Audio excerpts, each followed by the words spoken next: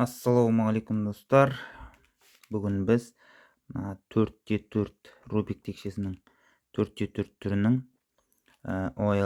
OLL паритеты, яғни жоғарғы қабаттың бізде қосу таңбасын шығару керек еді. Сол осы 4-4-те мынандай жарты қосу таңбасы болып қалады. Соны OLL паритеты дейді.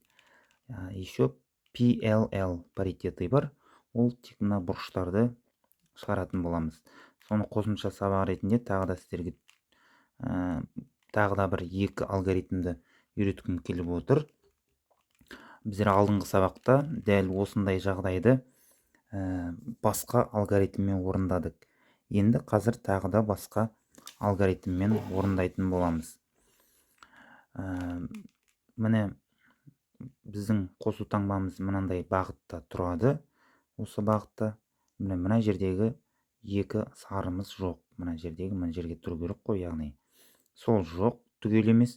Сондықтан да қазір алгоритмді орындаймыз. Сосын қосу таңбамызды, дұрыс қосу таңбамызды шығарып, ары қарай алып кетеміз. Енді мынау жоғары, мынау оң, сол, мынау алды, фронт, арты.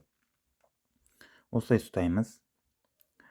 Білесіздер, мынау оңды бұратын болсам, о деймін, үлкен әріппен белгілеймін. Ал енді екеуін қатар бұрсам, о әріпі және үлкен әріп және кішкентай әріппен белгілейтін боламын. Яғни о үлкен және кішкентай әріп қатар тұрса, онда екеуін қатар бұрып жатырмын деген сөз. Бір әріп болса, тек қана біреуін қозғаймын. Ж десем үлкен әріппен, онда тек үлкен. Ал кішкентай ж болса, онда міне жоғарыда бұраймын. Ол түсінікті болар. Енді бастап көрейік. Формуласын жоғарға келтіріп кетемін. Бастаймыз. Мынау оң, мынау жоғары, мынау фронт.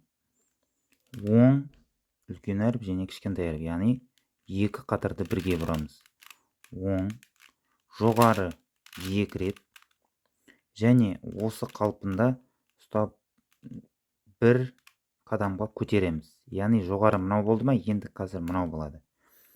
Ары қарай оң, жоғары екі рет, оң,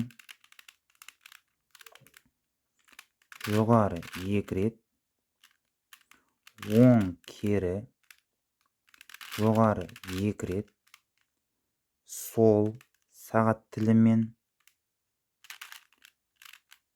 жоғары екі рет, оң кері, жоғары екі рет, оң, жоғары екі рет, оң кері,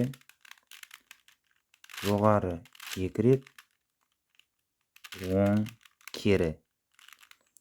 Міне, түгелдей біздің Рубик текшеміз жиналды. Бірден жиналды. Кей кезде мына қосу таңбасы шығады. Содан соң дұрыс қосу таңбасы жасау үшін мына жердегі түстерін сәйкестендіреміз. Сосын рыбка әдісін жасаймыз. Одан соң жоғарыдағы түгел түсті келтіру үшін, мына бұрыштарды келтіру үшін ары қарай 3-3-тегідей алгоритмдерді орындай береміз. Енді бұл OLL паритет жаңа орындағанымыз.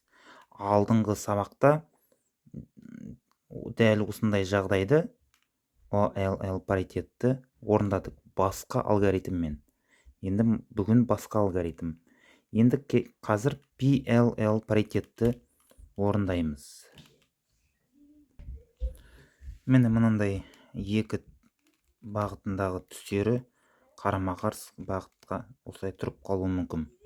Бұл тек 4-4-те болады. Алдыңғы сабақта да айтқам. Енді бұл PLL паритет. Бұны орнына қоюдың бір әдісін, алгоритмін алдыңғы сабақта көрсеткен болатынмын. Енді бүгін тағы да бір алгоритм көрсетемін. Жоғарыға мына жерде тұрады. Сол алгоритммен орындаймыз. Бастаймыз. Тағы да сол мынау оң, жоғары, фронт, мынау сол, мынау орта кішкентай әріппен белгілейді, мынау орта кішкентай әріппен белгіленеді. Кеттік ал. Бастаймыз. Оң 2 рет, оң 2 қатарды 2 рет, жоғары 2 рет, оң 2 рет, 2 қатар оң 2 рет, жоғарғы 2 қатар 2 рет, оң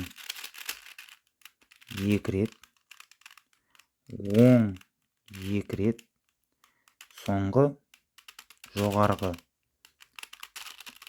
екінші қатары 2 рет. Міне, біздің жаңаға келмей тұрған екі түсіміз орнына келді. Бұл PLL паритеті деп аталады.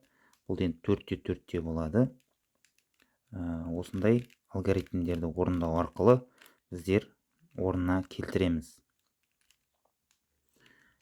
Менің каналыма тіркеліп кетіңіздер. Тағы да қызықты